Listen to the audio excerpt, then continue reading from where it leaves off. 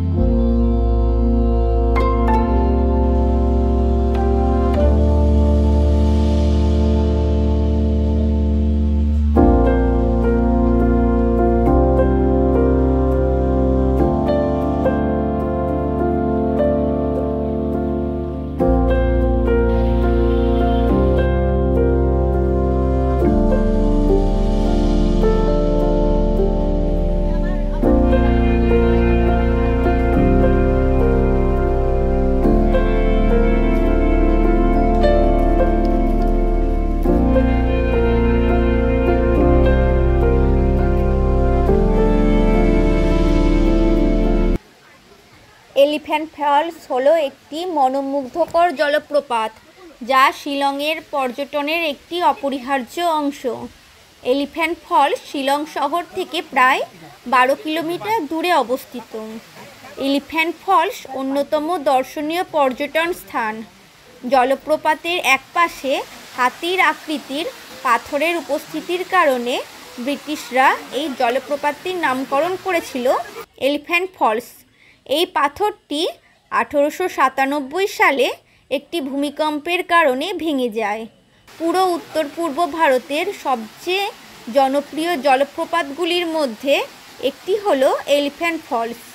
শিলং শহরের কাছে অবস্থিত এলিফ্যান্ট ফলস 3টি ভিন্ন পয়েন্টে 3টি স্তরের জলপ্রপাত নিয়ে গঠিত, যা জলপ্রপাত পরিদর্শনকারী পর্যটকদের জন্য আকর্ষণীয় পর্যটন কেন্দ্র।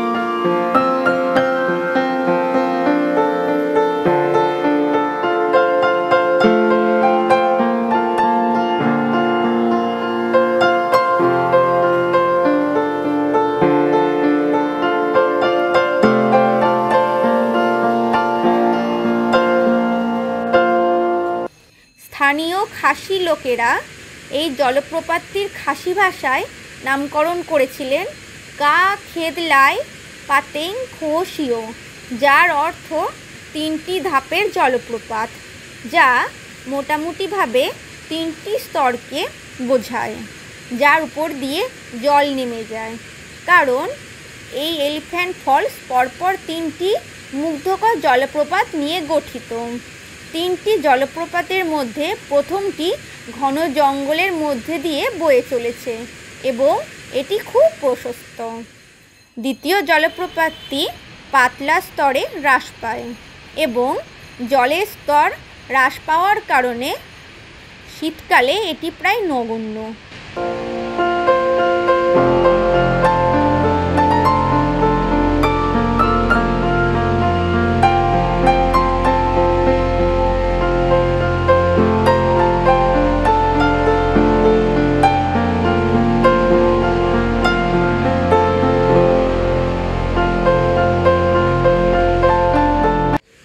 এবং সবচেয়ে দৃশ্যমান জলপ্রপাতটি হলো সবচেয়ে উঁচু, যার পটভূমিতে অন্ধকার পাথরের উপর দুধের চাদরের মতো স্বচ্ছ জল বয়ে চলেছে।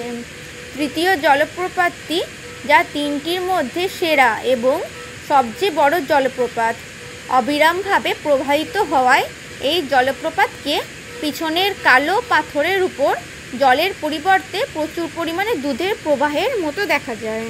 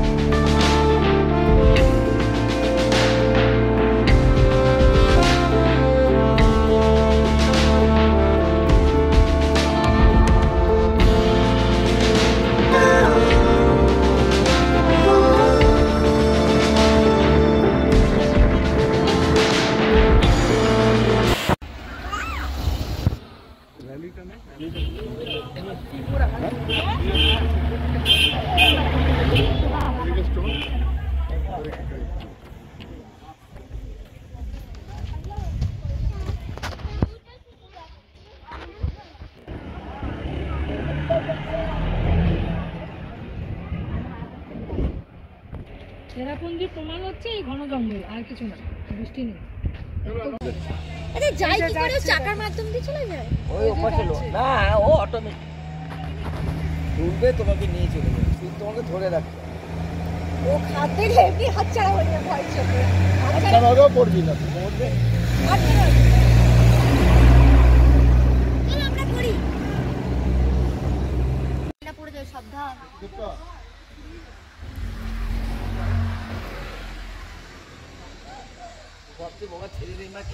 ও বোধহয় হাতে মোবাইল নিয়ে আছে।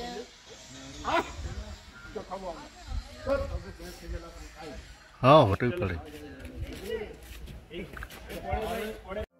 নহসং গিথিয়াং ফলস বা সেভেন সিস্টার ফলস। নহসং গিথিয়াং জলপ্রপাত হলো একটি মনোরম জলপ্রপাত, যা মেঘালয়ের পূর্ব খাসি পাহাড় জেলার মৌসুমাই গ্রামে অবস্থিত। সেভেন সিস্টার ফলস এবং মাওসমাই জলপ্রপাত নামেও পরিচিত এবং এটি চেরাপুঞ্জির অন্যতম সেরা স্থান। এটি ভারতীয় উপমহাদেশের সবচেয়ে উঁচু জলপ্রপাতগুলির মধ্যে একটি এবং চেরাপুঞ্জিতে দেখার মতো সুন্দর জায়গাগুলির মধ্যে একটি। পৃথিবীর সবচেয়ে আর্দ্র স্থানে অবস্থিত চেরাপুঞ্জির সেভেন সিস্টার ফলস হলো একটি 7টি খণ্ডিত জলপ্রপাত, যা 315 মিটার উচ্চতা থেকে নিচে নেমে আসে এবং এর গড় প্রস্থ 70 মিটার।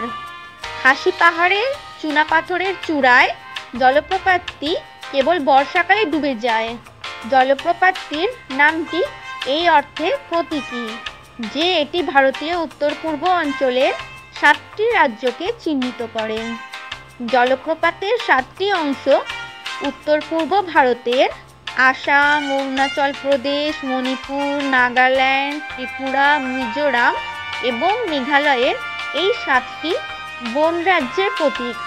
এই স্থানটি দেখার সবচেয়ে ভালো সময় হলো বর্ষাকাল, যখন স্রোতগুলি জলে প্লাবিত হয় এবং দ্রুত প্রবাহিত হয়ে বামধেনু তৈরি করে, যা পর্যটকদের জন্য দর্শনীয় দৃশ্য দেয়। জলপ্রপাতটি দেখার জন্য প্রাথমিকভাবে 2টি স্বতন্ত্র ভিউ পয়েন্ট রয়েছে। একটি হলো সোহরা ইকো পার্ক, যেখান থেকে আপনি 7 সিস্টার ফলস, সবুজ গিরিখাত এবং ঢালুঢালের অপরূপ সৌন্দর্য উপভোগ করতে পারবেন। আরেকটি ভিউ পয়েন্ট হলো মাওসময় গ্রামে অবস্থিত একটি ভিউ পয়েন্ট, যেখান থেকে এই ঝর্ণার অপূর্ব দৃশ্য পাওয়া যায়। 7 সিস্টার ফলস চেরাপুঞ্জির জনপ্রিয় পর্যটন স্থানগুলির মধ্যে একটি।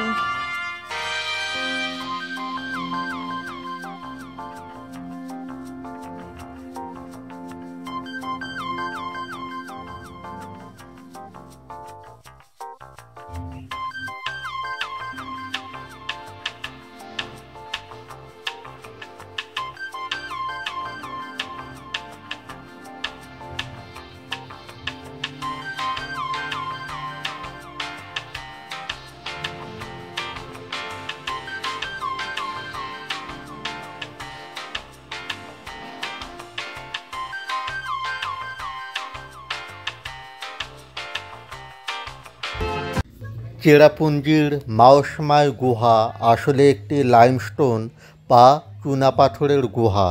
শিলং থেকে সরাসরি মাওসময় কেভের দূরত্ব প্রায় 58 কিলোমিটার।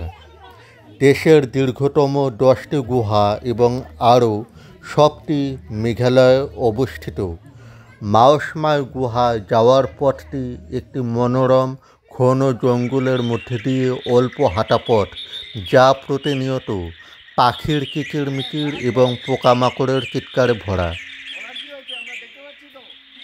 মাওসময় গুহা সারা বছরই যেতে পারেন, তবে যারা বর্ষাকালে যেতে চান তারা প্রচুর ঝর্ণা দেখতে পাবেন। চুনাপাথরের এই গুহা খোলা থাকে সকাল 9:30 থেকে বিকেল 5:30 পর্যন্ত।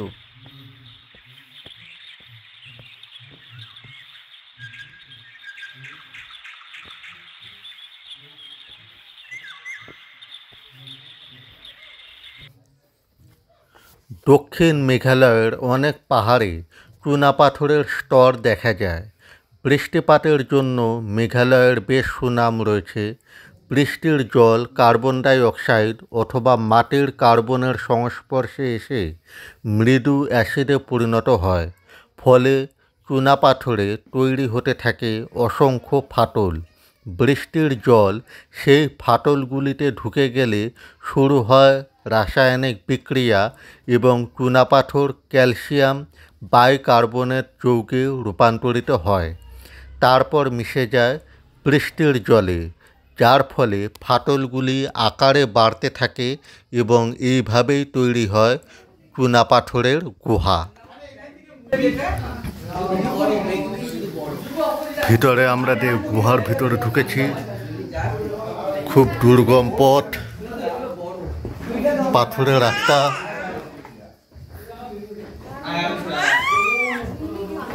বিভিন্ন বয়সের মানুষেরা আসছেন অ্যাডভেঞ্চারের শরিক হতে।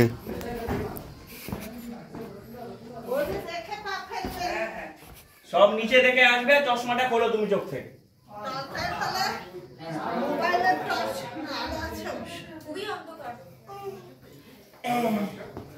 আমরা নেপালে নেমেছি, ওদের ওখান থেকে অনেকে এমার্জেন্সি লাইট খাবার দেখো। খুব আস্তে আস্তে নামবে, কেউ কারো উপর করতে হবে না।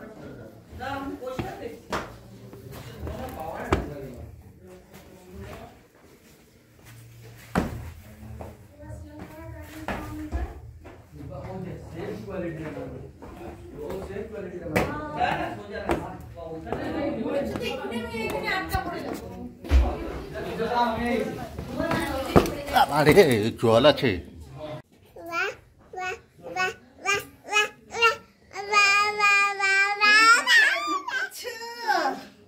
গুহাতে এখানে তো রাস্তা ভালো আছে সেই সাইকেল আচ্ছা ফটো না আমি ফটো লেগে উঠেছি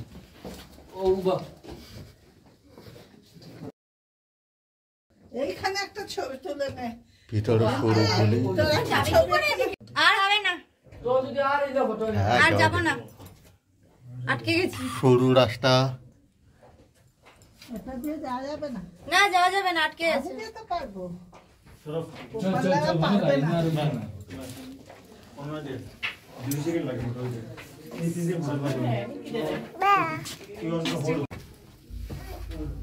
গুহার ভিতরে কিছু জায়গা আছে যেখানে আপনাকে চারপাশে চেপে হামাগুড়ি দিয়ে যেতে হবে। সির বাঁচাল না আমি তো ঢুকো ওই সাইড দিয়ে বেরিয়ে যাব। চলাফেরার জন্য গুহার ভিতরে রয়েছে সিঁড়িপথ। ঝুলন্ত পাথরে মাথা ঠুকে যাওয়ার ভয় আছে, তাই সাবধানে গুহার ভিতরে পা ফেলে চলবেন। ঢুকতে ঢুকতে মাথা টক্কর খেলাম।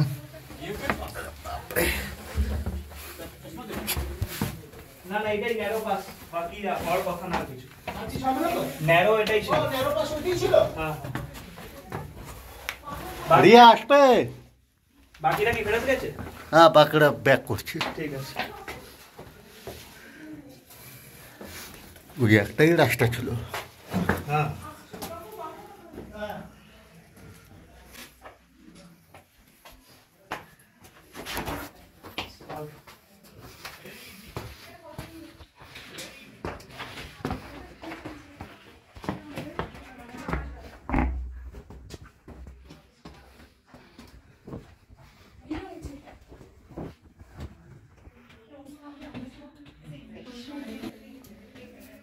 গুহার ছাদে ঝুলতে দেখা যায় চুনাপাথরের নানা আকৃতি।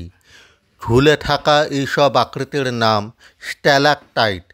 অনেক সময় গুহার ছাদ ভিজে থাকে ক্যালসিয়াম বাইকার্বনেট মেশানো বৃষ্টির জলে। মজার ব্যাপার হলো জলে মিশে থাকা ক্যালসিয়াম বাইকার্বনেট বাতাসের সংস্পর্শে এলেই আবার চুনাপাথরে পরিণত হয়। গুহার ছাদে চুনাপাথর জমে তৈরি হয় স্ট্যালাকটাইট। চুনাপাথরের গুহা ছাড়াও আরও অনেক রকম গুহার ছাদে জল এমনকি আগ্নেয়গিরির লাভা জমেও স্ট্যালাকটাইট তৈরি হয়। কখনো স্ট্যালাকটাইট থেকে মেঝেতে ঝরে পড়ে ফোঁটা ফোঁটা ক্যালসিয়াম বাইকার্বনেট মেশানো জল। চুনাপাথর জমাট বাঁধে স্ট্যালাকটাইটের নিচে, সৃষ্টি হয় স্ট্যালাগমাইট। উপর থেকে নিচে নেমে আসে স্ট্যালাকটাইট আর স্ট্যালাগমাইট নিচ থেকে উপরের দিকে উঠে স্ট্যালাকটাইটকে ছুঁতে চায়। একসময় দুজনে মিলে তৈরি করে সুন্দর একটি স্তম্ভ।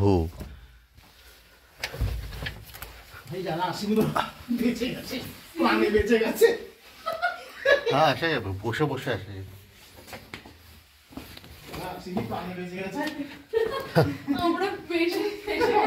আমরা ওপার দিয়ে বেরিয়ে যাবো। একদম হ্যাঁ, আমি পেছনে ওদের আওয়াজ পাচ্ছি না জানি ওরা না চলে আসে ঘোড়া আসতে পারবে না।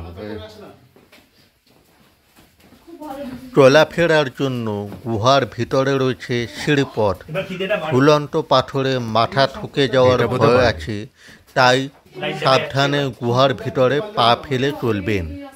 যারা কেড়ে গেছেন তারা আলাদা বসুন। দাঁড়া আস্তে আস্তে আমি ধরে নিই। দাঁড়া আমি একটু উঠে যাই হ্যাঁ।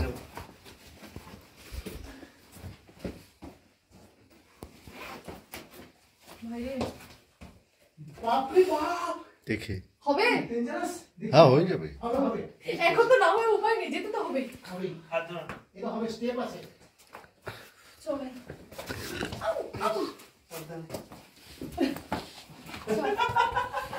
এটা শুরু এখানে কতক্ষণ?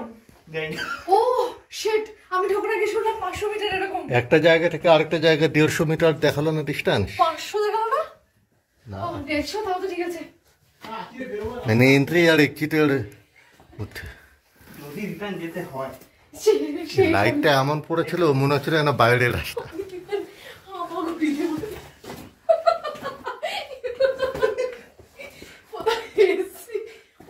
দাদু বললো আমি যাবো গুহা দেখতে।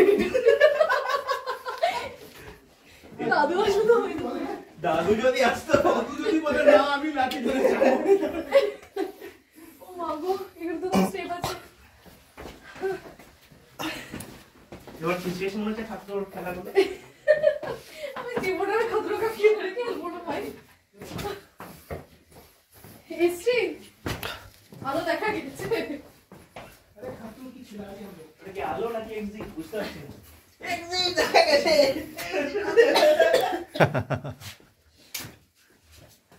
মাওসময় গুহাপথ পর্যটকদের জন্য খুবই দারুণ আকর্ষণীয় জায়গা, কারণ এই গুহাটি খুব দীর্ঘ নয় এবং খুব নিরাপদ। আচ্ছা এখানে গরমের সময় কি মস্ত লাগবে না, কতটা ঠান্ডা লাগবে গরমের সময়। পুরা সামনে দিদি এবার এটাতে উঠতে হবে লাইনটা পেয়ে,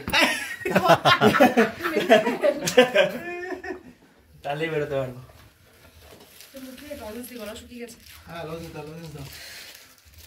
আছে সবার কাছে? আমার কাছে নেই। এটা পুরো শুকিয়ে গেছে, কাঠ হয়ে গেছে। আর একটু কি হয়ে গেল? চলো এবার আমরা বাইরে বাইরে বেরোই। এটা নিয়ে নিয়েছিস তো? এটা ভিডিও নিয়েছিস? না ভিডিও না, চলো আসো বাদাই। ভিডিও পুরো বান্ডি দেখেছো। আমাকে দিস তাহলে। দাদা আমাকে একটু দিও গো ভিডিও। আমার দিদিটা দেখে বিশ্বাস করবে। অবশেষে আমরা গুহা বাইরে এলাম। দারুণ এক্সপিরিয়েন্স। দেখুন অবস্থা, কোথা দিয়ে ঢুকেছিলাম আর কোথা দিয়ে বেরোলাম, আর ভিতরের রাস্তাগুলো কীরকম ডেঞ্জারাস, আর পাথরগুলো দেখুন কীরকম সুচলো আর ধারালো পাথর। একটু অসাবধানতা হলে বড় সড়ো বিপদ হয়ে যাবে। বাস হয়ে গেল, আমরা শেষ পর্যন্ত সাকসেস। সাকসেস। Mission success.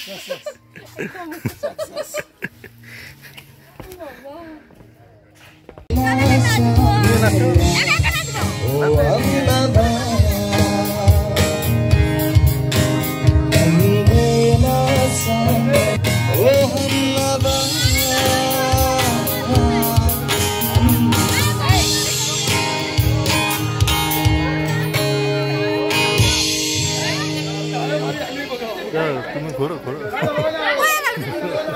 গুহার সামনে খোলামেলা জায়গা রয়েছে, যেখানে দোকান, রেস্টুরেন্ট এবং বিনোদনের ব্যবস্থা রয়েছে। অনেক ভ্রমণকারীরা গুহাটি দেখার পর এখানে এসে বিশ্রাম নিতে পারবেন এবং চারপাশের মনোরম পরিবেশ উপভোগ করতে পারবেন।